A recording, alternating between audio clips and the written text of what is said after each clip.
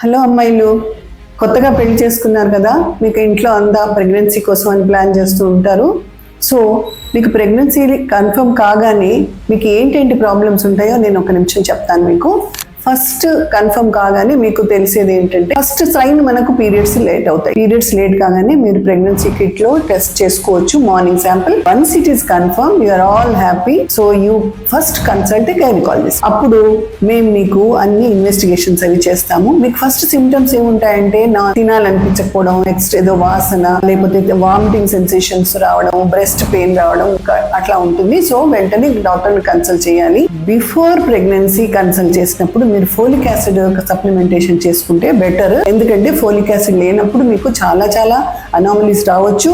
So main thing is, పెళ్లి అవ్వగానే folic acid start చేశారనుకోండి, ఈ ప్రెగ్నెన్సీ సేఫ్ గా ఉండే ఛాన్సెస్ అంటే అబ్నార్మల్ బేబీస్ కాకుండా ఉంటుంది. సో ఇది అన్నమాట, మీకు పీరియడ్స్ ఆగిపోగానే ఫస్ట్ మీరు చేయాల్సింది, మీరు కనుక్కోవాల్సింది ఇది మొదటి నెలలో.